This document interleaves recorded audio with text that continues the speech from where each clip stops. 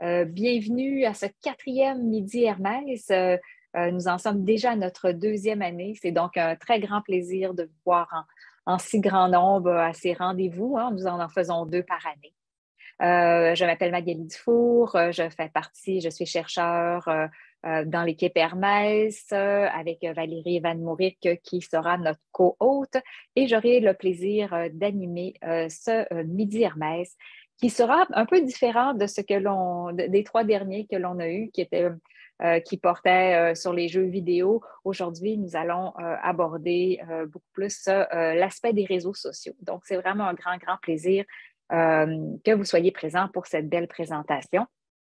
Avant de vous présenter notre conférencière ce midi, je voudrais simplement vous dire que nous avons eu une excellente nouvelle aujourd'hui. L'équipe Hermès a été renouvelée, ce qui veut dire que nous pourrons continuer les midis Hermès pour les 4 prochaines années. Donc, n'hésitez pas à la fin de la rencontre ou pendant la rencontre, vous pouvez nous faire part de vos souhaits et si vous avez des idées de conférences, des besoins spéciaux, écrivez-nous. On essaiera pendant ces prochaines années de pouvoir répondre à vos rêves les plus fous dans la mesure de nos moyens, bien entendu. Donc, voilà pour cette pour cette très belle nouvelle. J'en profite que vous soyez présents pour remercier Sylvia Kérouz et Nadine Blanchette-Martin qui sont nos 2 chefs d'équipe. Et donc, on est vraiment très, très heureux de cette bonne nouvelle. Donc, sans plus attendre, parce que je sais que vous êtes clairement impatients et impatientes d'écouter notre conférencière, laissez-moi vous présenter Madame Laurel Pilote. Bonjour Laurel, peut-être faire un petit bonjour pour tout le monde. Oui, bonjour, merci de m'accueillir. Laurel Pilote fait sa maîtrise à l'Université Laval en travail social sous la direction d'Annie-Claude Savard. Et Laurel s'est intéressée au mouvement Body Positive sur les réseaux sociaux, notamment sur Instagram. En fait, ce qui est super intéressant dans les travaux de Laurel, puis elle va pouvoir nous en parler un peu plus, c'est qu'elle s'intéresse à comment ces outils-là vont venir influencer l'environnement de la personne et la santé mentale. Donc, on va vraiment dans quelque chose. On a eu souvent des conférenciers où est-ce qu'on était plus dans la pathologie, tout ça. Là, on va être dans l'ouverture et d'en voir comment ces outils-là peuvent nous affecter nos enfants, nos jeunes filles. Bref, je pense que ça va être très riche. Donc, merci beaucoup, Laurel, d'avoir accepté cette invitation et le micro est à toi. Excellent, merci beaucoup. Je vais projeter mon support visuel à l'écran. Donnez-moi un petit instant. Laurel, si tu permets, j'ai oublié de dire pour les questions. Valérie, je te laisse la oui, parole pour les questions. Bon, oui, ça va laisser le temps à Laurel de se préparer à partager son écran. Juste un petit rappel pour vous dire que la présentation sera disponible sur le site de l'IUD avec l'enregistrement aussi qu'on peut réécouter sur YouTube. En tout temps, vous pouvez poser vos questions dans le bouton Q&A. On va les prendre à la fin de la présentation. Puis pour ceux qui voudraient poser leurs questions directement, ça sera possible d'ouvrir leur micro. Alors, voilà, c'est pas plus compliqué que ça. Je te laisse la parole, Laurel. Excellent. Merci beaucoup. Je voudrais déjà commencer par mentionner que je suis très reconnaissante de la tribune qui m'est accordée ce midi. C'est un privilège de pouvoir venir parler d'un projet qui m'a animée puis qui m'a captivée depuis plusieurs années. Donc, je voudrais remercier l'équipe Hermès ainsi que l'IUD pour le temps qui m'est accordé. Je voudrais aussi également vous remercier, l'audience, pour partager cet intérêt-là, cette curiosité-là pour le sujet qui nous amène aujourd'hui. Donc, le thème principal, ça va être, comme on l'a mentionné, les réseaux sociaux, l'image et l'estime de soi, ainsi que les jeunes femmes. Donc, l'inspiration pour ce sujet de recherche-là m'est venue en réfléchissant moi-même à ma propre utilisation des réseaux sociaux, puis en m'interrogeant sur les discours qui sont, en fait, qu'est-ce qui est véhiculé dans la littérature sur les réseaux sociaux.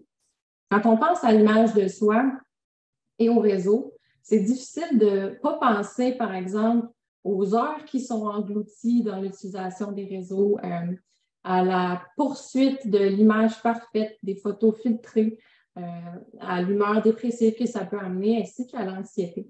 Donc, considérant tout ça qui est déjà bien documenté, je me suis fait la réflexion, est-ce qu'il n'y a pas moyen d'avoir quelque chose de positif lié à l'image de soi sur les réseaux sociaux?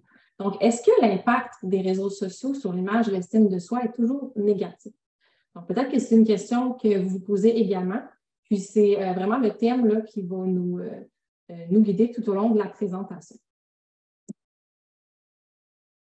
Donc, pour contextualiser un petit peu plus, là, voici le plan que je vous propose aujourd'hui. Je commencerai par dresser un contexte. Donc, qu'est-ce qui entoure finalement notre questionnement? D'où ça vient? Pourquoi on s'intéresse à l'image du corps, aux jeunes femmes ainsi qu'aux réseaux sociaux? Puis, commencer également par quelques définitions afin de savoir de quoi qu'on parle quand on adresse ces concepts-là. Ensuite, je vais aborder la perspective, donc l'angle avec lequel j'ai choisi d'aborder cette question de recherche-là, donc les discours qui sont véhiculés dans l'environnement numérique et le concept des représentations sociales. Donc, on va pouvoir les définir un petit peu plus en avant. Ensuite, je vais vous présenter les principaux résultats de ma recherche, puis finalement quelques pistes pour l'intervention qu'on peut retirer de ces résultats-là et les conclusions auxquelles on peut arriver.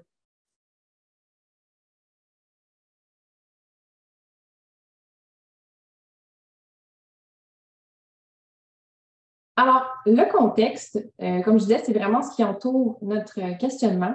On a affaire aux médias sociaux, aux jeunes femmes et à l'image du corps. Pourquoi s'y intéresser aujourd'hui à nouveau, alors que c'est un sujet qui est déjà amplement documenté? C'est parce que ce qu'on s'est aperçu, c'est que ce qui était surtout répertorié, c'était les informations sur l'image négative du corps. Donc, l'effet entre les jeunes femmes, l'utilisation des réseaux sociaux et l'image du corps négative que ça entraîne. Par contre, on n'avait pas de documentation pour ce qui était des effets, par exemple, sur l'image positive. J'expliquerai un petit peu plus tard pourquoi ces deux concepts-là se distinguent. Ces trois domaines qui sont interreliés parce que les réseaux sociaux sont particulièrement fréquentés par la clientèle des jeunes femmes. Et dans mon cas, je m'intéresse plus particulièrement au réseau Instagram, un média qui est principalement axé sur le partage de photos.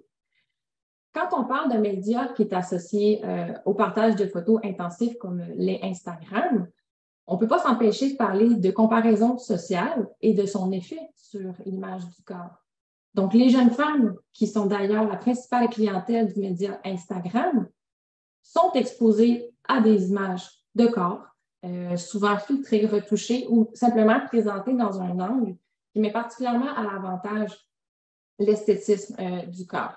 Donc, les jeunes femmes vont avoir tendance à se comparer à ces photos-là de façon défavorable, ce qui va entraîner des conséquences négatives, notamment sur leur humeur, donc une humeur davantage dépressive, de l'anxiété, le souhait d'essayer de modifier son corps pour que ça corresponde davantage à ce qu'elles envisagent comme étant un esthétisme.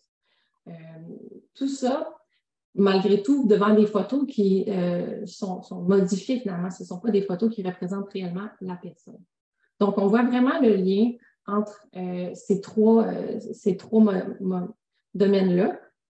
Puis, l'intérêt de se pencher à nouveau sur cette question-là, c'est que les médias sociaux sont très changeants. C'est un milieu qui est dynamique, qui continue de s'adapter et d'évoluer à une vitesse fulgurante. Le fait également qu'on y a accès 24 heures sur 24 dans notre poche à travers nos appareils mobiles. Puis qu'on sait également que l'utilisation conjointe des réseaux sociaux et que c'est des réseaux qui partagent des photos sont associés à des risques pour la santé des jeunes femmes. Donc, on a finalement sur soi un outil de comparaison sociale accessible 24 heures sur 24, même quand on est seul à la maison. Tout à l'heure, je vous parlais de la différence entre l'image positive et l'image négative du corps. Jusqu'à maintenant, la littérature s'est surtout penchée sur, comme on parlait tout à l'heure, des problématiques. Donc, de quelle façon les réseaux sociaux viennent impacter négativement l'image du corps des jeunes femmes. À la base, on se conceptualisait l'image du corps comme étant un continuum dont les deux pôles étaient soit on a une image négative ou on a une image positive. Mais ce qui est apparu finalement au fil des recherches, c'est qu'on s'est rendu compte que l'image positive du corps et l'image négative du corps sont deux concepts différents. Donc, ce ne sont pas les deux pôles opposés d'un seul continuum, ce sont deux concepts séparés. L'image négative du corps est caractérisée par exemple, la dépréciation de son corps. On va, par exemple, s'insulter ou porter attention davantage aux aspects qui nous déplaisent. On va éprouver de la honte vis-à-vis de le montrer ou de se regarder. On va avoir un rejet et un déni des besoins. Au contraire, l'image positive du corps représente une acceptation de la constitution de son corps, comment on est fait, une appréciation aussi pour ce que le corps nous permet d'accomplir, l'appréciation de ses fonctions biologiques de base qui nous maintiennent en vie. On va avoir également une attitude de protection vis-à-vis des agressions extérieures, des messages négatifs. Puis, on va avoir également une conception élargie de la beauté.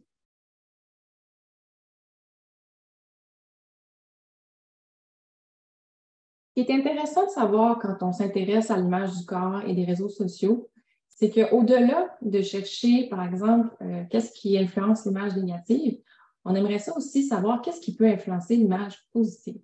Donc, ce n'est pas parce qu'on essaie de diminuer l'image négative du corps que d'emblée, l'image positive va augmenter. Donc, ce n'est pas nécessairement communiquant. On peut travailler avec une personne de sorte à ce que la honte, le rejet ou le déni des besoins soit diminué, finalement, que ça soit tassé. Mais ça ne veut pas dire pour autant que la personne va se mettre à apprécier ou à accepter son corps ou à avoir une conception élargie de la beauté.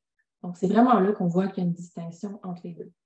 Dans le cadre de mon projet, je me suis intéressée particulièrement à l'image positive du corps, puisque je trouvais intéressant de voir s'il n'y avait pas moyen, avec les réseaux sociaux, de travailler à ce niveau-là. Est-ce qu'on peut chercher quelque chose qui peut améliorer l'image positive du corps, au-delà des effets qu'on connaît déjà comme étant négatifs avec les réseaux sociaux? On le sait, les réseaux sociaux, c'est un milieu très dynamique dont le contenu est produit par et pour les utilisateurs. Donc, c'est très actif, ça produit énormément de contenu. On ne s'y ennuie pas vraiment, il y a toujours quelque chose de nouveau à voir. Ça en fait également un terreau fertile à l'émergence d'initiatives, parfois à la durabilité ou à la popularité variable, puis aussi à la diffusion massive de contenu. On en parlait tout à l'heure, c'est des appareils mobiles qui sont tout le temps avec nous, puis qu'on a également tendance à regarder très souvent, ce qui fait en sorte que les messages qui sont diffusés, bien, on y est exposé aussi. Dans le cadre de mon projet, je me suis, toujours dans notre perspective là, de s'intéresser à l'image positive du corps et à comment on peut aller la chercher à travers les réseaux sociaux, je me suis naturellement tournée vers le mouvement Body Positive. Donc, c'est un mouvement qu'on va détailler un petit peu après, mais dont le hashtag, donc le mot-clic, seulement celui-là, là, comporte à lui seul plus de 18 millions de publications et ça continue de grandir à chaque journée, le nombre augmente. Donc, c'est un hashtag qui est très utilisé et qui permet de voir que nombreux sont les personnes là, qui produisent du contenu étiqueté comme étant body positive. Qu'est-ce que le mouvement Body Positive? C'est un mouvement qui existe également dans l'environnement hors ligne, donc que ce soit par exemple dans les magazines ou dans les discours publics, mais c'est un mouvement qui est également très actif en ligne. Donc, ce mouvement a pour objectif de protester contre les normes de beauté traditionnelles en promouvant plutôt une image positive du corps dans toute sa diversité. Donc, la résilience, l'inclusion et la bienveillance sont les valeurs qui guident les actions de ceux qui y adhèrent. Par diversité, on entend, oui, la diversité de poids, comme c'est surtout là, ce qui est mis de l'avant dans la scène publique jusqu'à maintenant, mais également la diversité d'âge. Donc, qu'on soit une jeune femme ou une femme d'âge mûr, etc. On a également la diversité culturelle, la diversité liée au fait de vivre avec un handicap ou la diversité liée au fait, par exemple, de vivre avec une condition de santé chronique ou du rétablissement, par exemple, après un accident où le corps a été modifié. Donc, la diversité, vraiment au sens très large. C'est ce que le mouvement essaie de travailler.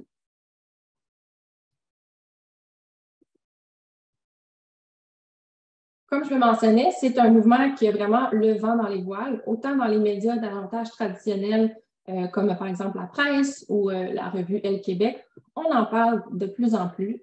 C'est quelque chose qui est davantage mis de l'avant et on essaie de faire un tournant en tant que société pour voir comment on peut l'incorporer dans plusieurs sphères, autant les sphères, par exemple, de consommation des vêtements que des soins, que d'avoir simplement des personnes davantage diversifiées qui représentent une plus large portion de la population, même dans les films, par exemple. Donc, ça, c'était le contexte dans lequel s'ancre notre questionnement, à savoir, est-ce que l'impact des réseaux sociaux sur l'image de soi et l'estime de soi est toujours négatif? Donc, on a vu qu'il y avait peut-être la possibilité, un intérêt à ce qu'il y ait un discours davantage axé sur la diversité, l'inclusion et finalement l'image positive. Pour davantage creuser cette question-là, j'ai décidé de m'orienter vers les discours numériques et les représentations sociales. Donc, il y a plusieurs façons d'aborder la question des réseaux sociaux et de l'image du corps.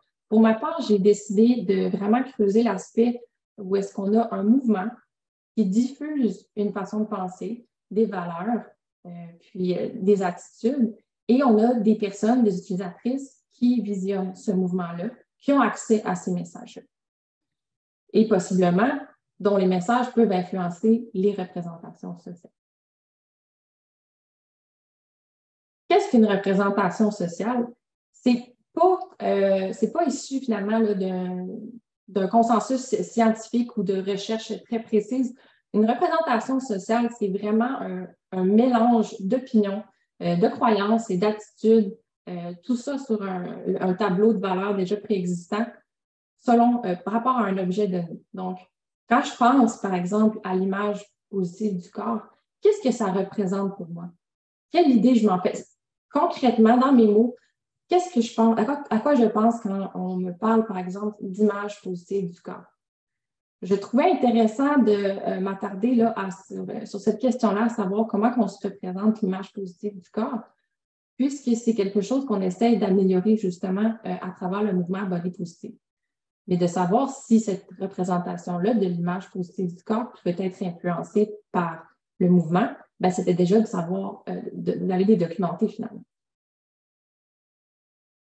Comme je mentionnais un petit peu plus tôt, on a un discours qui est abondamment véhiculé à travers les réseaux sociaux. Donc, le discours du mouvement Body Positive, où on promouvoit l'inclusion et on lutte contre les normes de beauté, qui est partagé sur des outils facilement accessibles, toujours à proximité des utilisatrices, et qui a peut-être le potentiel de modifier, d'influencer les représentations que les jeunes femmes ont de l'image positive du corps et peut-être aussi des normes culturelles de beauté. Donc, mon questionnement au travers de ma recherche, c'était de savoir, est-ce que les changements possibles de leur représentation par le mouvement Body Positive étaient susceptibles d'avoir des retombées positives dans la vie quotidienne de ces jeunes femmes-là. Donc, toujours dans notre questionnement de départ, est-ce que c'est forcément négatif, les réseaux sociaux pour l'image de soi, ou ici, il n'y aurait pas un potentiel de guérison même de l'image du corps?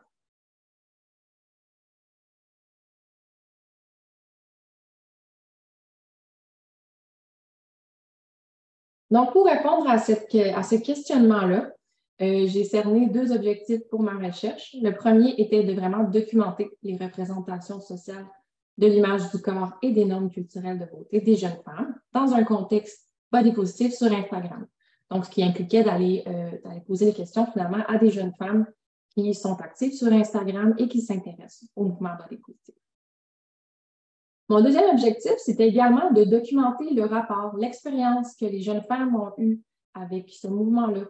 Donc, comment ça a commencé pour elles dans leur vie? Qu'est-ce qui les a intéressées à travers ce mouvement-là et qu'est-ce qu'elles ont pu en retirer, si elles en ont retiré quelque chose dans leur vie quotidienne?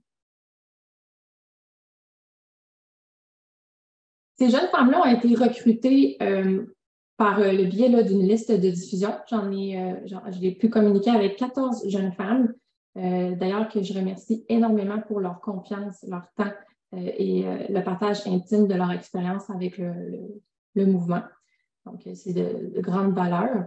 Les jeunes femmes que j'ai rencontrées étaient âgées entre 18 et 25 ans, la moyenne d'âge étant de 22 ans. La moyenne de temps consacré à la consultation de comptes body positifs sur Instagram était d'environ 2h30 par semaine. Puis, en moyenne, ils étaient abonnés à 9 comptes étiquetés comme étant body positive. À titre d'exemple, habituellement, la moyenne de consultation des réseaux sociaux de façon générale est de 3 heures par jour. Par ailleurs, quand je leur ai demandé sur une semaine typique de quelle façon là, elles consultaient les comptes étiquetés comme étant body positive, 9 d'entre elles m'ont informé les consulter plusieurs fois par jour, tandis que 3 les ont consultés environ une fois par jour et 2 ont répondu quelques fois par semaine. Donc, on avait vraiment affaire à des jeunes femmes qui ont, dont la curiosité a été piquée par le mouvement body positive et qui ont souhaité davantage s'y intéresser et le consulter.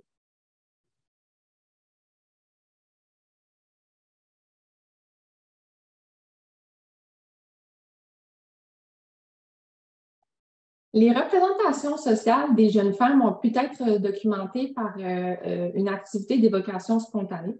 Donc, pour faire simple, il s'agit que je leur mentionne une expression, dans ce cas-ci, l'image positive du corps ou les normes culturelles de beauté. Donc, on a fait pour les deux concepts. Puis, je leur demandais de décrire dans leurs mots qu'est-ce que ça représentait pour elles, puis de quelle façon elles pouvaient le voir dans les réseaux sociaux d'Instagram plus particulièrement.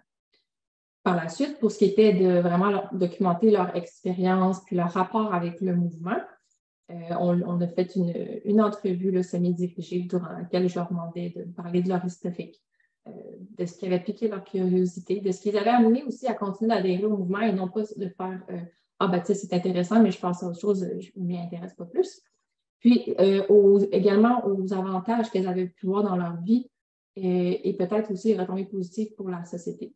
De même que potentiellement des effets négatifs qu'elles ont peut-être pas pu observer pour elles-mêmes ou pour la société.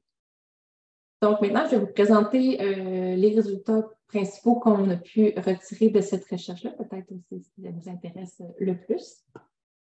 Donc, les représentations sociales qui ont émergé des témoignages des jeunes femmes lorsque je leur ai demandé de me décrire dans leurs mots qu'est-ce qui représente l'image positive du corps en consultant le mouvement body positive, puis Instagram. Beaucoup m'ont mentionné, vraiment, c'est la dimension principale de l'acceptation et de l'amour de soi. Donc, pour elles, une image positive du corps représente aussi la normalisation de ce que culturellement on appelle comme leur norme. La célébration de la diversité, donc vraiment un éventail de morphologie, d'apparence de corps. L'image positive dans un contexte body positive sur Instagram s'illustre aussi par l'émancipation et la confiance. Et finalement, par une identité qui est en cohérence avec ces valeurs. Donc, si je peux décrire un petit peu plus précisément là, en quoi consiste chacune d'entre elles, l'acceptation et l'amour, c'est vraiment le fait de s'accepter, donc d'accepter la façon dont on est fait. À un niveau, on va dire, l'affect est davantage neutre. C'est comme on va accepter, par exemple, que j'ai tel trait qui me plaît un petit peu moins, mais je vais accepter qu'il est là parce que c'est ainsi que je suis fait. L'amour de soi, lui, c'est vraiment, on va avoir l'appréciation, donc une gratitude, une reconnaissance vis-à-vis de ce que le corps nous permet de faire ou tout simplement vis-à-vis certains traits qui nous plaisent particulièrement. La normalisation de leurs normes, c'est plutôt le fait que certains traits, comme par exemple la transpiration, la pilosité, vont être associés à des choses qui sont hors normes, qu'on ne mettra pas dans des photos publiques, qu'on va essayer de cacher ou d'enlever, par exemple, si on parle de la pilosité. Alors que là, on va plutôt les mettre de l'avant, montrer que c'est normal, que tout le monde va transpirer si on va faire du sport, et que la pilosité fait partie d'une manifestation naturelle du corps. La célébration de la diversité, où est-ce que là, plutôt que d'avoir un seul modèle de femme qui va être présenté, qui va être mis à la face publique, on va plutôt avoir vraiment l'éventail qui représente finalement ce que l'humanité comprend. Ce n'est pas un seul modèle de jeune femme. L'émancipation et la confiance, c'est le fait de pouvoir se distancier des injonctions de la société, donc de devoir faire telle chose, tel soin, de devoir s'épiler, par exemple. Là, c'est plutôt, on va choisir ce qui nous plaît et on va avoir la confiance de le présenter, on va avoir la confiance de s'afficher tel qu'on est, puis de se sentir légitime aussi de faire ce choix-là. Et finalement, pour une participante, le fait d'avoir une image positive du corps venait avec le fait d'afficher un corps qui correspond à ses valeurs. Donc, si on a une identité, par exemple, qui va être davantage axée sur une certaine forme de féminité plutôt qu'une autre, ben, c'est d'y aller avec ce qu'on sent finalement.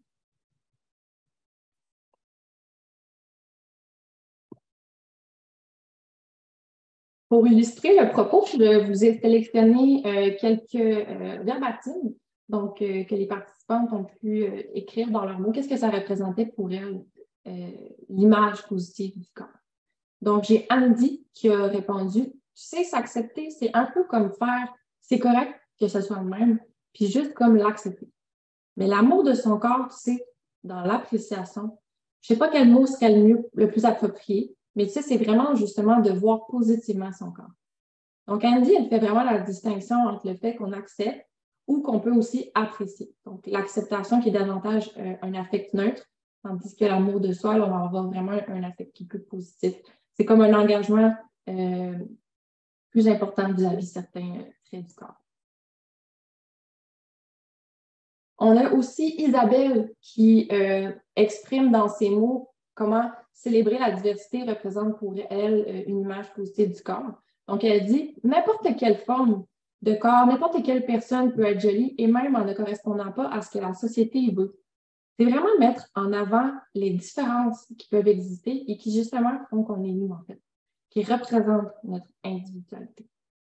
Donc, Isabelle se représente l'image positive du corps de cette façon-là, à travers le fait qu'on peut se sentir bien, puis se sentir finalement jolie, peu importe comment on est fait, peu importe quelle est notre apparence. L'émancipation et la confiance a été exprimée par Joanie de la façon suivante. Elle dit, par exemple, on est libre de s'habiller comme on veut, de s'épiler, de ne pas s'épiler, de se maquiller ou de ne pas se maquiller. Ça va aussi avec l'acceptation. On s'accepte tel qu'on est, et bien qu'on n'est pas obligé de correspondre forcément à être toujours bien coiffé, toujours bien maquillé ou toujours bien épilé.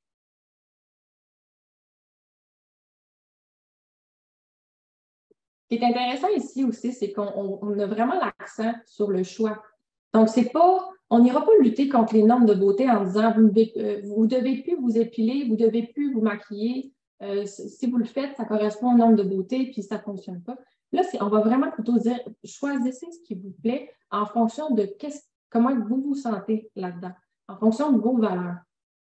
Si ce qui vous plaît, c'est de vous épiler, vous pouvez le faire. Puis si ce qui vous plaît, c'est de ne pas vous maquiller, vous pouvez le faire également. C'est vraiment de se rapporter à soi, qu'est-ce qu'on a envie de faire, puis de se sentir légitime de faire ce choix-là. Que ce soit en accord avec les standards culturels ou non, finalement. Ça, c'était pour l'image positive du corps. Maintenant, quand je leur ai posé la même question, on a fait le même exercice. Là, je leur ai demandé, dans le contexte du mouvement Body Positive sur Instagram, quand on parle de normes culturelles de beauté, à quoi tu penses? Donc, comment on peut la décrire? Les jeunes femmes ont mentionné, entre autres, l'unicité, la diversité, l'acceptation du naturel, le fait d'être soi-même, le bien-être, et enfin, plusieurs normes de beauté que dans, comment elles le décrivent, le mouvement Body Positive vient contrer. Donc, pour elles, les normes de beauté dans un contexte body positive, c'est vraiment représenté par ces différentes dimensions-là. C'est comme s'il y avait une nouvelle façon d'être jolie, de présenter sa beauté quand on est dans le mouvement body positive.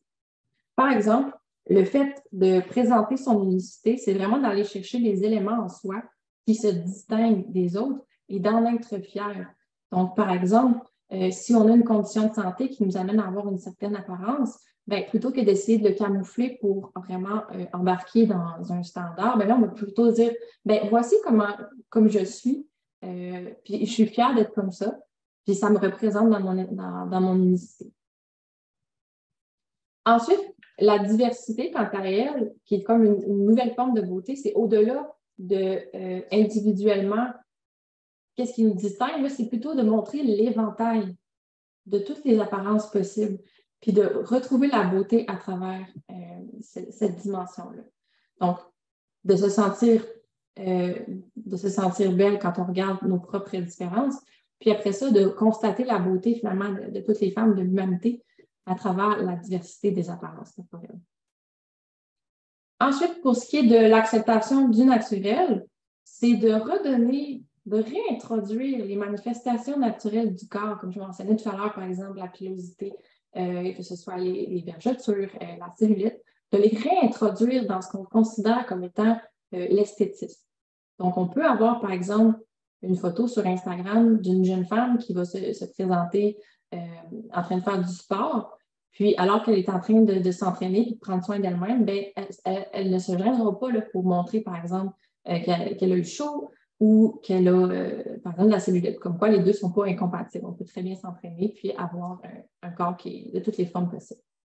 Donc, on réintroduit ces manifestations naturelles-là plutôt que d'essayer de le cacher puis de montrer à tout prix là, seulement une version très filtrée, très esthétique de la vie quotidienne.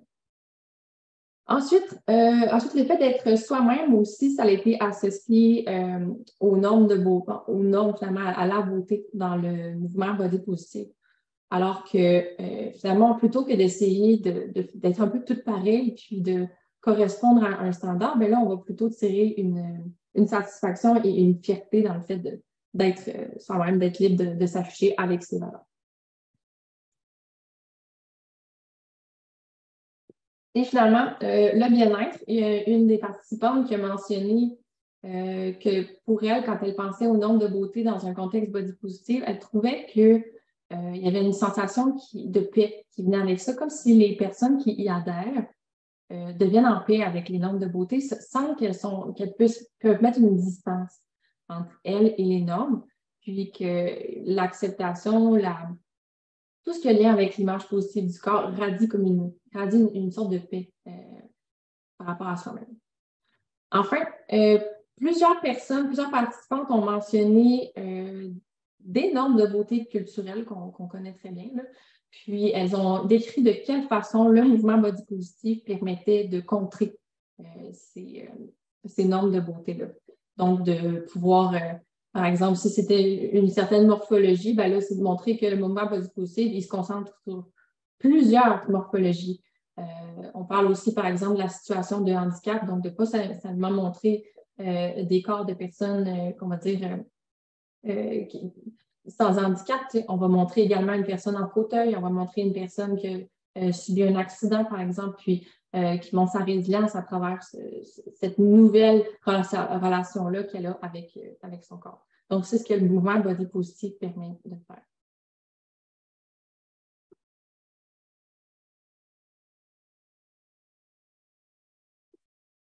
Là aussi, j'ai quelques verbatims à vous montrer qui illustrent ces propos-là.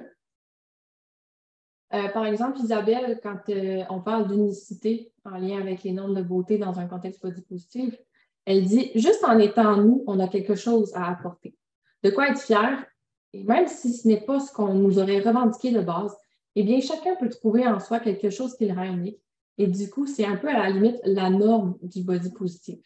C'est de trouver en soi ce qui nous correspond vraiment et ce qui nous représente nous et pas juste la norme. Donc, il y a vraiment cet encouragement-là du mouvement à essayer de trouver un peu là, à l'intérieur de soi ce qui fait que finalement, tu as quelque chose à partager puis que tu n'as pas besoin finalement d'être pareil comme les autres là, pour avoir une valeur. Élise donne un exemple de l'acceptation du naturel. Elle dit « Je l'associe beaucoup aux images ou aux messages qui sont véhiculés, plus de laisser libre cours à son corps. Ne pas s'épiler ou pas. » Donc, comme on dit tantôt, là, tu peux le faire si tu veux, là, ça correspond aussi au mouvement body positive, mais plus de choisir. Elle dit, tu sais pas mettre de fond de teint ou trop de maquillage, puis ne pas essayer de cacher tout le temps quand tu as un défaut. Ce n'est pas nécessairement sur la grandeur ou la grosseur de ton corps, mais sur les phénomènes naturels de ton corps, admettons. D'avoir de l'acné ou d'avoir des boutons, d'avoir des rougeurs de peau ou des trucs comme ça. Donc, que ça fait partie du corps, des manifestations naturelles, puis qu'il n'y a pas besoin là, de les cacher puis d'en avoir honte, puisque ça fait partie des manifestations du corps.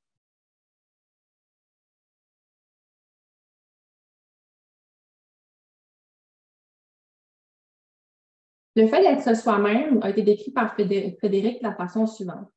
Les gens qui se démarquent vraiment, ce sont les gens qui sont vraiment différents, qui ont trouvé leur couleur et qui ont trouvé leur identité à eux, puis qu'ils mettent vraiment de l'avant, que ce soit leur valeur ou ce soit leur histoire ou leur défi. Donc, au cœur du mouvement Body Positive, il y a vraiment cet élément-là. C'est pas seulement d'essayer, en fait, c'est surtout même de montrer qu'est-ce qu'il y a au-delà d'une image, qu'est-ce qu'il y a au-delà d'une photo. Donc, les personnes qui adhèrent au mouvement, qui produisent du contenu pour le mouvement, vont partager leur histoire en lien avec leur corps ou avec certains traits ou avec leur accident, par exemple. Ils vont partager comment ça a été, quel défi ça leur a représenté pour eux, leur cheminement à travers ça, puis comment elles se sentent par rapport à leur corps aujourd'hui.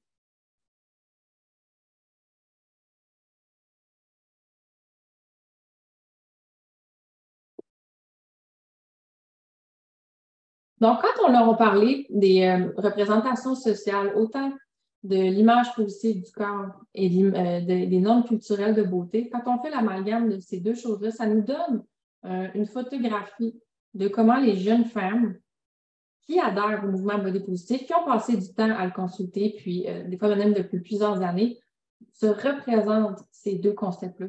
Donc, se représente l'image positive du corps, dans un premier temps par le fait de s'accepter, d'avoir une appréciation de son corps, puis de ne pas nécessairement chercher à cacher certaines manifestations naturelles.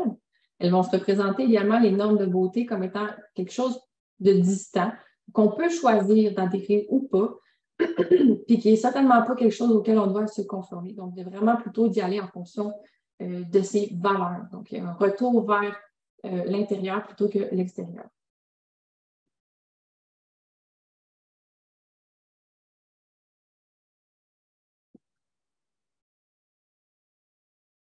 Suite aux représentations sociales, donc qui était finalement le premier objectif de la recherche, on a été questionner les jeunes femmes sur leur histoire avec le mouvement, leur expérience avec ce mouvement-là dans le cadre des réseaux sociaux, sur Instagram plus particulièrement. Puis qu'on a pu mettre ensemble ces informations-là, ça nous a donné un portrait de comment l'influence de ce mouvement-là a pu toucher leur représentation et finalement leur vie quotidienne. J'ai illustré ici avec un petit tableau là, comme la liaison entre chacun de ces plans-là. Le fait que déjà le mouvement Body Positive prend racine dans la troisième vague du féminisme, donc une vague durant laquelle on met davantage l'accent sur l'individualité et l'hétérogénéité des vécus, puis que la parole est davantage prise par les jeunes femmes, par les femmes marginalisées et laissées pour compte. Donc, les femmes qui ont un vécu particulier là, qui ne peut pas être assimilé à la masse. Donc, c'est vraiment ça, la troisième vague féministe, qu'on reconnaît bien à travers le mouvement Body Positive, où ce sont les femmes qui ne correspondent pas aux standards culturels de beauté qui vont vraiment, cette fois-ci, prendre la parole et montrer que nous aussi, on existe. Nous aussi, on a une féminité, une beauté, finalement. Puis, le corps tel qu'il est a le droit d'exister. Donc, ça, c'est notre courant de pensée qui a inspiré le mouvement Body Positive, mouvement qui a été très largement diffusé dans l'environnement numérique à travers nos outils, nos appareils, le mobile, comme le téléphone ou l'ordinateur, et au travers des réseaux sociaux, ça c'est très important, par des figures d'influence. Donc, c'est pas n'importe qui parle du mouvement Body Positive, c'est des personnes qui sont largement suivies. On parle de plusieurs millions d'abonnés qui vont regarder ces personnes-là, qui vont écouter ce qu'ils ont à dire. Puis des fois, c'est pas des personnes d'influence avec une audience un petit peu plus réduite, mais dont l'engagement est très important aussi. Donc, ces personnes-là qui ont une tribune immense vont véhiculer un certain discours qui va trouver écho dans les valeurs de certaines jeunes femmes qui sont peut-être en questionnement, en recherche de quelque chose d'un peu mieux, d'une meilleure expérience des réseaux sociaux, qui vont rencontrer ce mouvement-là, puis se rendre compte que ça correspond vraiment à leur intérêt, à quelque chose qu'elles souhaitent développer. Considérant maintenant qu'elles le consultent, les réseaux sont ainsi faits et proposent davantage du contenu qui nous intéresse. Donc, plus on consulte un contenu, plus les réseaux nous en proposent. Qui fait en sorte que ces personnes-là se retrouvent dans un environnement davantage body positif, ou est-ce qu'on va leur proposer du contenu semblable? Donc, on a la possibilité d'avoir des représentations de l'image positive du corps et des normes de beauté qui sont modifiées par cet environnement numérique lui-même véhicule d'un courant de pensée. qui nous amène finalement à questionner les jeunes femmes à savoir est-ce que ces changements-là ont pu avoir des retombées dans leur vie quotidienne. Sans grande surprise, je vous dis que ça a eu des retombées positives que je peux vous partager à l'instant. Dans leur témoignage, on a pu identifier à la fois des retombées positives au niveau individuel, donc il y a des changements que les jeunes femmes ont pu repérer dans leur vie quotidienne, ainsi que des changements, en fait, des retombées positives possibles pour la société, qu'elles émettent l'hypothèse qui pourrait arriver. Donc, les jeunes femmes ont mentionné notamment ressentir qu'elles ont une image body positive d'elles-mêmes maintenant. Ça a été l'un des impacts les plus importants dans leur vie. Donc, elles ressentent avoir une plus grande acceptation d'elles-mêmes, une plus grande appréciation de leur corps aussi.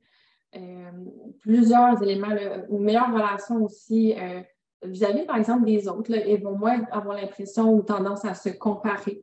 Donc, c'est vraiment là, un élément majeur de changement dans leur vie. Plusieurs participantes ont révélé avoir eu des prises de conscience du fait du contact avec le mouvement body positive dans leurs réseaux sociaux. Prise de conscience, par exemple, sur les discours dans leur environnement, des discours qu'elles ont qualifiés de toxiques. Par exemple, cette tendance que certaines personnes peuvent avoir de façon très réflexe, sans même y penser à se dénigrer en se regardant ou à commenter son propre poids ou son propre visage, par exemple, parce qu'on a un petit peu d'acné, etc. Puis, ce qu'elle exprimait, cette jeune femme-là, elle disait entre autres que des fois, ça peut être très violent, puis on ne s'en rend même pas compte. Donc, elle se disait être maintenant plus capable de repérer ce type de discours-là, puis d'y réagir. Des prises de conscience aussi par rapport à la santé physique, par rapport à la santé mentale, de comment que les deux peuvent être reliés. Si, par exemple, ma santé mentale elle est un peu affectée, notamment, je le mentionne aussi parce que ça peut être intéressant, là, mais j'ai fait cette recherche-là dans un contexte de pandémie. Donc, les jeunes femmes reflétaient beaucoup sur le fait qu'elles étaient isolées à la maison. Donc, elles disaient, tu sais, si j'ai une santé mentale qui est un peu moins bonne là, en ce moment parce que je suis isolée, tout ça, bien, ça se peut que physiquement, mon corps change. Et vice-versa, si mon corps change, ça peut avoir un impact. Donc, elles ont compris le lien entre les deux. Le fait aussi que c'est pas parce qu'on atteint un idéal athlétique physiquement, par exemple, qu'on est musclé, qu'on a un idéal minceur, là, entre guillemets, que la santé mentale va aller de pair. Donc, vraiment, plusieurs prises de conscience à ce niveau-là et d'autres également. Autre impact retombé positif, c'est le fait, par exemple, de pouvoir pratiquer l'activité physique en accord avec son rythme. On n'est plus dans une pression là, de je fais du sport pour modifier mon corps, je fais du sport pour atteindre un idéal minceur ou un idéal athlétique, mais plutôt, je vais choisir une activité physique parce que l'activité me plaît, puis je vais la faire en fonction de mon rythme. Si je me sens bien, si j'ai l'énergie, je vais respecter aussi le fait que j'ai moins d'énergie, par exemple.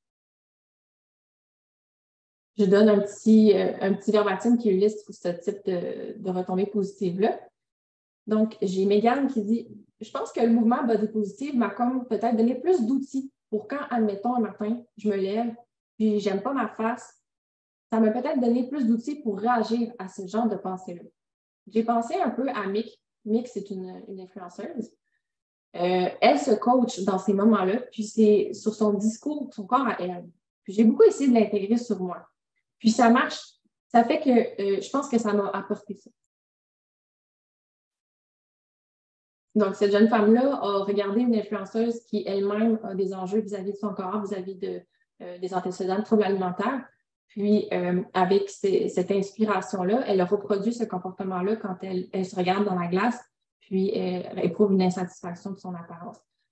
Elle reproduit ce comportement-là, puis remarque des effets positifs pour elle.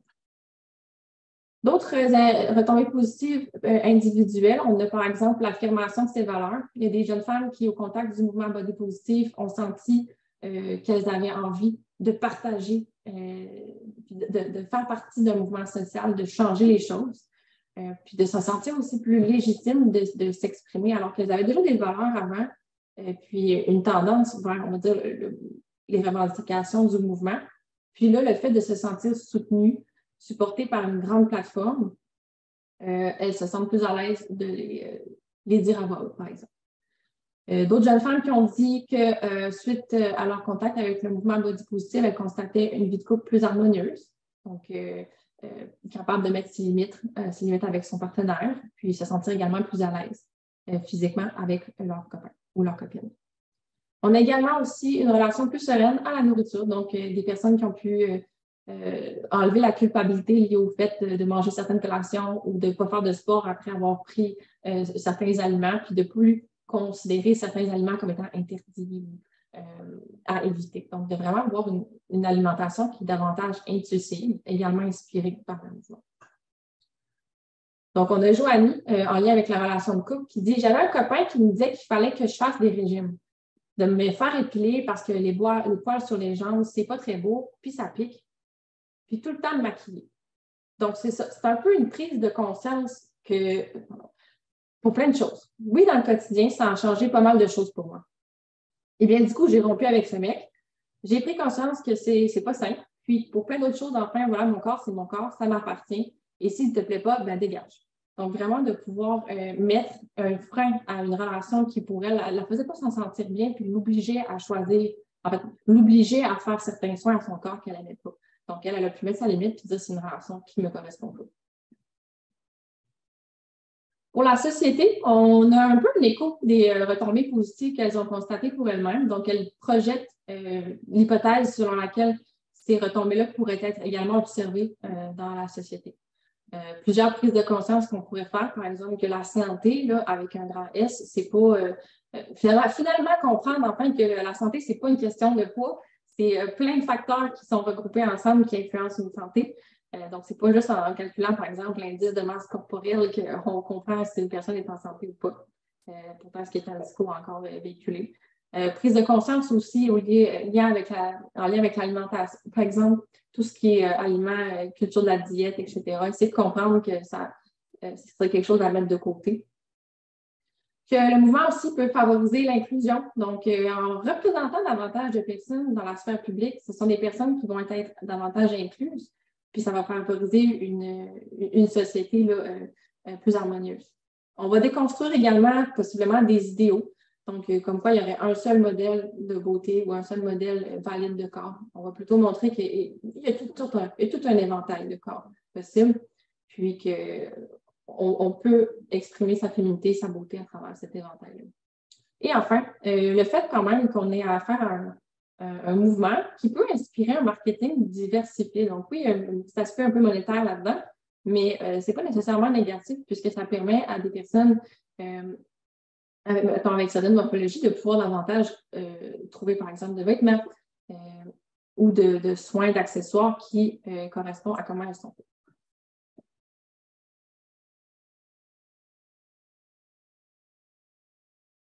Malgré tous ces impacts positifs-là dont les jeunes femmes vont parler, dont elles ont constaté dans leur vie quotidienne concrètement, il y a quand même des questionnements qui ont été soulevés.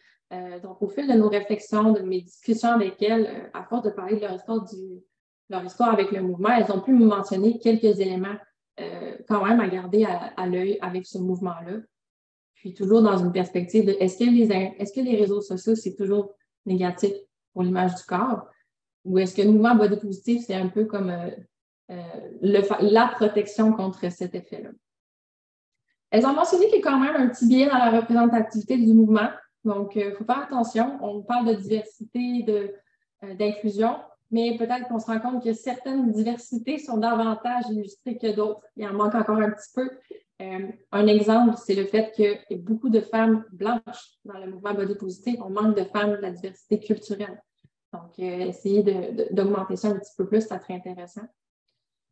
Elles ont remarqué des fois des fausses contributions à la diversité. Donc, par exemple, on va avoir une compagnie qui va dire oui, on est une compagnie très body positive, mais que finalement, leurs valeurs ne s'accordent pas tout à fait à ce discours-là.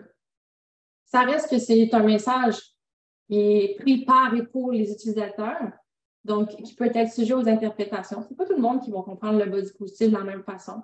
Il y en a qui vont plutôt interpréter body positive comme étant du body showing, donc de montrer qu'ils correspondent aux standards culturels de beauté et qu'ils en tirent une fierté. Donc, des fois, ça peut mélanger un petit peu comment on comprend le message. Puis, quand même être vigilant là, vis-à-vis du fait que des messages insidieux peuvent se glisser à travers quelque chose qui a l'air d'être body positif. Donc, c'est pas parce que quelqu'un étiquette sa publication #body positif que ça l'est. Il faut demeurer vigilant. On peut avoir, par exemple, une recette qui a l'air très bonne, puis #body positive, l'alimentation intuitive, puis on arrive à la fin de la publication, puis le nombre de calories est écrit. Bon, ça ne correspond pas vraiment à l'idée.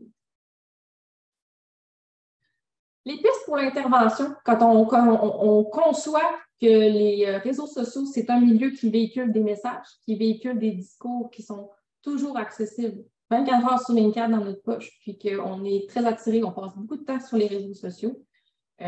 Pour l'intervention, ça peut être pertinent de voir, de considérer qu'on a un pouvoir sur ce qu'on visionne, on a un choix à faire quand on consulte les réseaux sociaux. D'essayer d'en faire une expérience un petit peu plus consciente et active plutôt que passive. Donc, quand je regarde ce contenu-là, comment je me sens? Est-ce que ça me fait me sentir déprimée? Est-ce qu'après ça, je vais me regarder dans le miroir et essayer de rentrer mon ventre, voir qu'est-ce que ça fait? Qu'est-ce que ça a comme effet sur moi? Puis, qu'est-ce que je peux faire avec ça? Est-ce qu'on peut choisir, par exemple, de se désabonner de ce compte-là? Puis, essayer vraiment de faire un petit ménage. Limiter aussi l'image négative du corps, c'est intéressant, mais de ne pas oublier de chercher à favoriser l'image positive. Donc, limiter l'image négative en diminuant la consultation de contenus ou d'influenceuses qui sont dommageables pour l'image de soi. Certes, diminuer le nombre d'heures passées sur les réseaux sociaux, oui, mais considérant que les réseaux sociaux font partie intégrante de notre quotidien, comment on peut les utiliser là, de façon éducative? Peut-être en choisissant aussi en contrepartie du contenu qui augmente notre image positive du soi. En suivant, par exemple, certains comptes body positive ou d'autres comptes éducatifs qui peuvent être utiles pour nous. Donc, pas juste moins aller sur les réseaux sociaux, mais aussi y aller de façon à pouvoir en tirer quelque chose d'intéressant. Puis toujours, ça reste toujours, mais de continuer l'éducation aussi entourant l'utilisation des réseaux sociaux. Parce que les réseaux évoluent rapidement, s'adaptent très bien. Les personnes qui sont derrière l'utilisation des réseaux sociaux, c'est des experts qui sont capables de nous faire, d'attirer notre attention puis de nous faire utiliser les réseaux. Donc, d'apprendre aussi à discerner le vrai et le faux, surtout avec comment que les outils sont rendus pointus maintenant pour changer une photo, modifier une photo. C'est toujours rester vigilant par rapport à ça, c'est très pertinent. Donc, en conclusion, pour répondre finalement à notre questionnement du départ, oui, les réseaux sociaux ont le potentiel d'impacter positivement l'image et l'estime des jeunes femmes, comme ça a été mentionné dans les retombées positives, mais sous certaines conditions. Donc, ce n'est pas en les utilisant de n'importe quelle façon, puis ce n'est pas n'importe quel contenu qui va être considéré comme étant de qualité. Et finalement, même les mouvements vertueux, comme le mouvement body positif, qui, quand on regarde sa définition, ne semble que beau, que parfait, ne sont pas imperméables à une dénaturation. Donc, ça reste que les réseaux sociaux, c'est utilisé par les gens, c'est repris par les gens, et donc, ça peut être interprété de toutes sortes de façons. Donc, il faut rester vigilant à le contenu que je consomme, est-ce que ça représente vraiment ce à quoi j'adhère, les valeurs?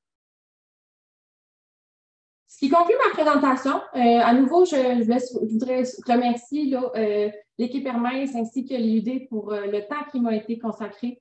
Pour moi, ça représente quand même une belle conclusion à un projet qui m'a pris plusieurs années et qui me tient beaucoup à cœur. Donc, j'apprécie le temps qui m'a été accordé. Je remercie également les participantes pour leur confiance, leur temps, puis la confiance qu'elles m'ont accordée dans le témoignage puis le partage de leur vie en lien avec le mouvement Body Positive. Merci beaucoup, Laurel. Bravo. C'était une très, très belle présentation. Il y a plein de cœurs qui te sont envoyés. Il nous reste que peut-être le temps pour une question parce qu'il est déjà les 56, une ou deux questions. Tu peux arrêter le partage. Merci, Laurel, de façon à ce qu'on puisse te voir. Est-ce que est-ce que vous avez des questions avant de quitter pour l'été?